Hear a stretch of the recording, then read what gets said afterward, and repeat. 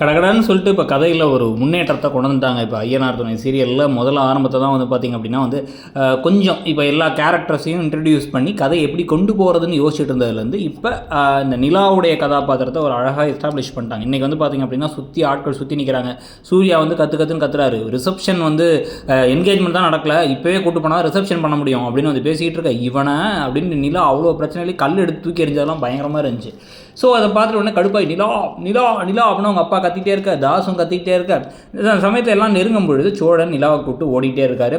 இதுக்கு நடுவில் வந்து பார்த்திங்க அப்படின்னா வந்து அந்த டிராவல்ஸ் ஓனர் நேராக கிளம்பி வீட்டுக்கே வந்துட்டு அவர் வீட்டில் வந்து கம்ப்ளைண்ட்டும் பண்ணுறாரு. என்ன அப்படின்னா வந்து என்ன நடக்குது தெரியுமா, உங்கள் தம்பி அந்த பொண்ணை அனுப்பிவிட்டான்ல ஒரு வீட்டுக்கு வந்து அந்த வீட்டில் அந்த பொண்ணையே கூப்பிட்டு ஓடி போயிட்டான், கல்யாணமே நின்று போச்சு, உள்ளே வச்சுருக்கீங்கன்னா சொல்லுங்கள், நான் பேசி பார்க்குறேன் அப்படின்னா வந்து அதெல்லாம் இல்லை, வரவே இல்லை அவங்க அப்படின்னு வந்து சேரன்னு சொல்ல அதிர்ச்சி ஆகிட்டாங்க. என்னவோ ஒரு பெரிய பிரச்சனையை பண்ணி விட்டானடா அப்படின்னு சொல்லிட்டு.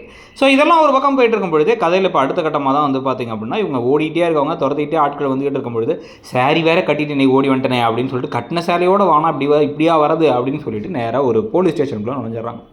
இங்கே போலீஸ் ஸ்டேஷனில் வச்சு தான் வந்து பஞ்சாயத்தெல்லாம் பண்ணி என்னப்பா ஆச்சு ஏதாப்பா ஆச்சுன்னு கேட்க இவன் உள்ளார வர தாஸ்லேருந்து மனோகர் வரைக்கும் எல்லோரும் மாற்றி சோழனை அடிக்க. சோழன் என்ன பண்ணுறாருன்னா வந்து ஒரு கையை வச்சு லைட்டாக தள்ளினாலே சூர்யா கீழே விட போகிறாரு. உடனே வந்து மாப்பிள்ளை மேலேயா கை வைக்கிற அப்படின்னு திருப்பி அடிக்க. கடைசியில் வந்து நிலா ஆமாம் இவன் தான் கடத்திட்டு வந்துட்டான், இவனை தூக்கி உள்ளே போட்டு ஏதாச்சும் ஒன்று பண்ணுங்க அப்படின்னு சொல்லிட்டு நகர்ந்து போகலான்னு பார்க்குறாரு மனோகர். ஒரு கட்டத்துக்கு மேலே நிலாவால் தாங்க முடியாமல் டக்குன்னு அவங்க வந்து என்னை இவர் கடத்திட்டு வரல, நான் தான் அவர் கூட வந்தேன், எனக்கு இந்த கல்யாணம் பிடிக்கல, நான் சொன்னேன் நீங்கள் கேட்டிங்களா, என்னை பற்றி யோசிச்சு பார்த்தீங்களா, இப்போ நான் ஏன் உங்களை பற்றி யோசிக்கணும் அப்படின்னு பேசிக்கிட்டு இருக்க. டக்குன்னு வந்து சோழனை தனியாக கூப்பிட்டு போகிறாரு இன்ஸ்பெக்டர். ஏதாவது கிடைக்க போகிறாரா, மிரட்ட போகிறாரா அப்படிங்கிற ஒரு கேள்வி ஒன்று வருது.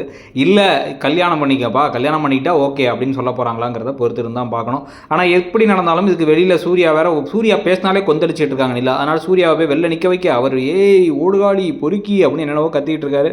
இதெல்லாம் பற்றி நீங்கள் என்ன நினைக்கிறீங்க? அடுத்து கல்யாணம் நடக்க போகிறத பற்றியும் ஐயனார் துணை சீரியல் போகிற விதத்தை பற்றியும் கருத்தை சொல்லுங்கள்.